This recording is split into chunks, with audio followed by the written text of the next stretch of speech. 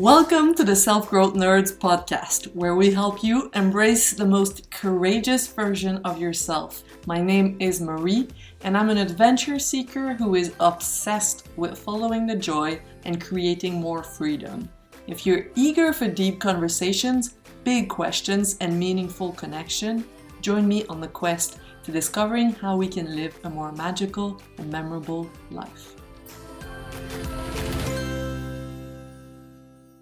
Hi everyone, how are you feeling this week? I hope you're good. I have had the schedule of a president, but it's been really fun and I'm getting really good at following my time blocks and not being a perfectionist who takes a task that should last 2 hours and turn it into a 4-hour nightmare. So I'm getting really focused and better at moving on when something's not completely perfect. Anyway, today I want to tell you about the story of how I found my purpose. And then we're gonna turn it around to you and look at your life as if it was a story so you can start seeing the patterns and understand what it is you've been put on this earth to do. Maybe you won't understand it today, but at least you're going to have lots of little hints. So first, let me tell you what my mission here is. I believe I'm here to help dreamers overcome their doubts and their fears so that they can turn what's in their imagination into a fulfilling and impactful reality. I'm here to connect with sleeping visionaries and wake them up because we need their ideas to make the world a better place. Now, the main vehicle through which I currently accomplish my mission is coaching. But keep in mind that our purpose doesn't have to be accomplished through our personal lives. It can happen outside of work and be equally as fulfilling and worthy.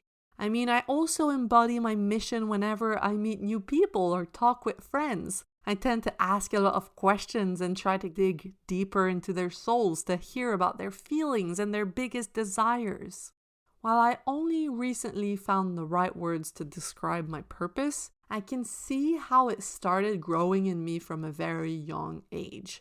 If we want to get really spiritual, I'd say it was planted in my soul before I was even born. And I don't mean that I was walking around at 5 years old trying to help people find the courage to follow their dreams. What I mean is that looking back on my life, I can see how so many of the things that happened to me actually happened for me, to clarify and solidify my mission. Challenges that I had to overcome to gain the experience and skills I need now in order to fulfill my mission better. Keep that in mind as we go back to the 90s and I tell you about my own story. So when I was a kid, I spent more time hanging out in my imagination than I did with the other kids. At some point, the teachers wondered if my ears were functioning well, as I didn't respond to my name. So I got tested, and it turns out my hearing was perfect. The doctors told my parents I just needed physical touch to come back to reality. Look, in school, chit-chatting on the playground was just not natural for me, and I felt like a bit of an alien who didn't understand the social norms here on Earth and didn't know how to act normal and what to say to sound cool or just sound like the other kids. So I mostly kept quiet. Luckily, there was 2 special weeks every year where I would go to summer camp, where everything felt possible. I could be whoever I wanted to be over there. We were told magical stories and we were constantly going on adventures. I loved it. So as soon as I was old enough to work, I wanted to recreate this feeling of possibility for all the kids and the teenagers that I cared for. I found immense joy in making them experience a world upside down from what they were used to at home or at school. I wanted to give them permission to be their wholehearted, silly selves. I also loved the close connections I developed with the other staff members, the kind of people who were always willing to pull their sleeves up and help out. Not only did we bond over a common purpose, but we were also so tired at the end of our long days with the kids that we saw each other raw. There was no pretending as we sat and sang together after the children went to sleep. Eventually, though, I had to leave summer camp and figure out how to be a grown-up with an actual job that pays not only with smiles, but with actual dollars. This transition was tough. I thought the nostalgia was gonna go away, but I was wrong. I tried to find similar enjoyment in a bunch of different places. I sold clothes, I hosted birthday parties, I worked on television sets, I moved to London, where I worked in a cute little gift shop. I co-founded a mobile coffee business there as well. And then I came home to Canada and tried working 9 to 5 in a design agency before jumping into freelance illustration work. All of these jobs were decent and some even sounded glamorous on paper. I mean, traveling to festivals in the UK to serve some really good lattes sounds dope. I was doing fine and I was reasonably happy. But there was some spark missing for me in this quote-unquote responsible grown-up life. The idea that my best years were behind me felt nauseating to me. I kept thinking, I cannot settle down for this ordinary life where I have seen with my own eyes a truer, more beautiful place, and I have been a truer, more beautiful person inside of it. I remember being interviewed for a job in a design agency and the person asked me where I saw myself in 5 years. I knew that the typical answer was something like creative director, so that's what I said. But the truth was that I didn't see myself growing there at all. There was little moments throughout my 20s where I did find myself again. In the deep conversations I had with my favorite coffee truck customers, for example, or in the boost of inspiration I felt at the start of a promising creative project before all the norms came in to make it more complicated, or in the possibility that came with freelance work to travel whenever I wanted. But most of the time, this adult world felt flat and colorless to me. I didn't see the point in moving forward and upward just for the sake of it. Why do I want to be a creative director? I don't see the point. I was craving more depth in my connections, more adventure, more meaning. I found this in my close friendship with my family and with my lovers, in the books I was reading and the trips I was taking. But I wanted more of it. Okay, maybe I'm greedy for depth, greedy for adventure and meaning.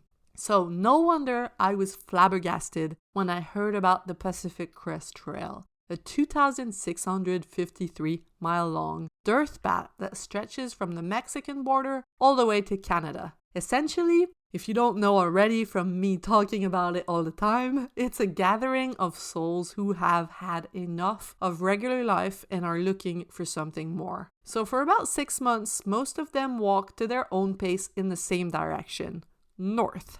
They walk in pursuit of freedom and new beginnings, looking for meaning. Hiking the PCT became my wildest dream. But in order for a clumsy dork like me to achieve something like this, I had to let whole parts of me die. As I hiked through the mountains and the storms, I repeated to myself, yes, this is tough, but I am tough enough. After spending my 20s trying to fit the grown-up mold and feeling pretty depleted about what was in store for me, the trail reminded me what it meant to feel alive and connected to myself, to other human beings, and to the universe. It was as hard as it was beautiful. The more I struggled through a storm, the more intense the joy and connection on the other side. With layers and layers of dirt on my face, my heart slowly broke open.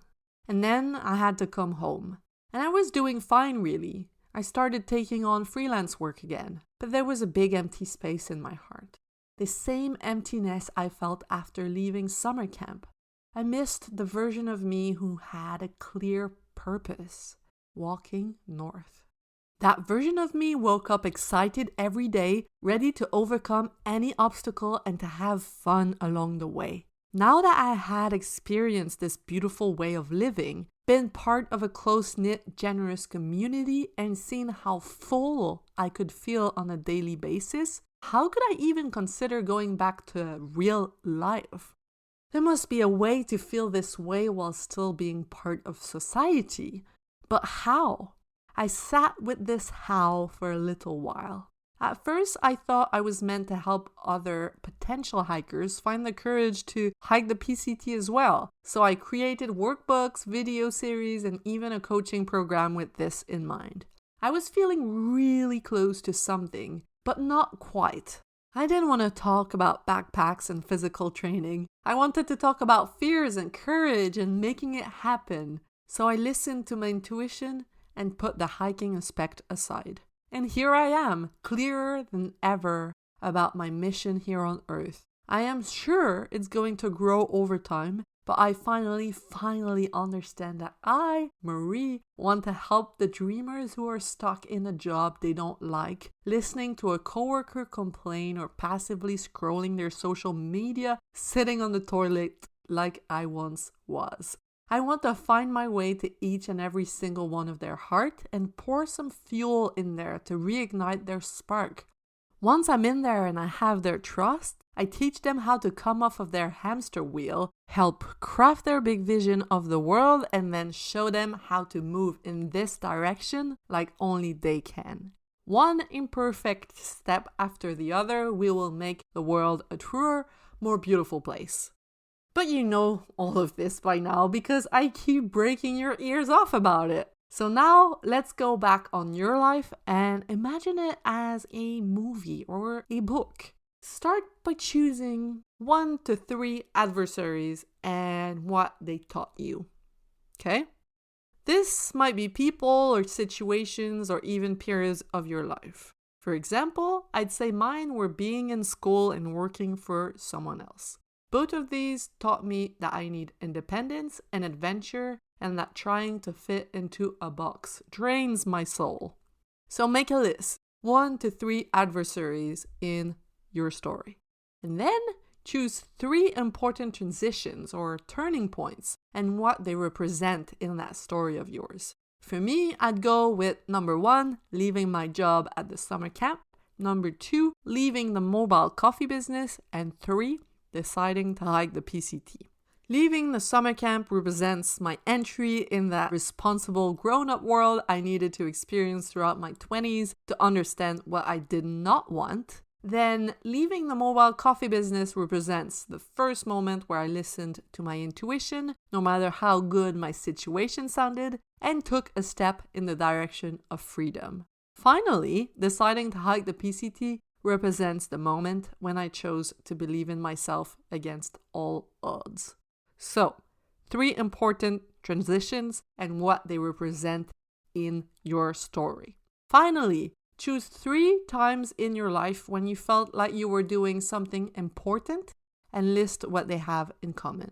I'm going to go with working at the summer camp, hiking the PCT, and then convincing people to hike the PCT as well via my conversations or my coaching program. What they have in common is that they are all about allowing myself and others to be their wholehearted, brave self, about leaving the comfort zone, being free, and being yourself.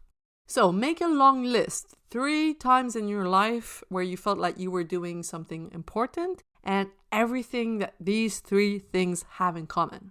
Are you starting to see a pattern there? These are all precious hints as to what your unique mission here on Earth is.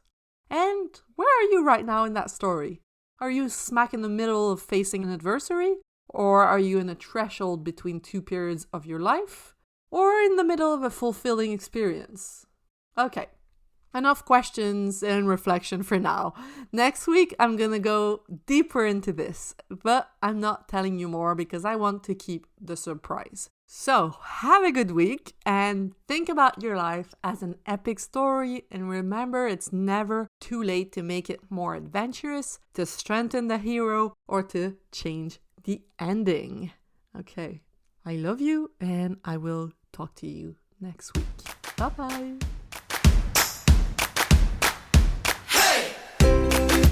You just listened to the Self-Growth Nerds podcast. I hope you enjoyed.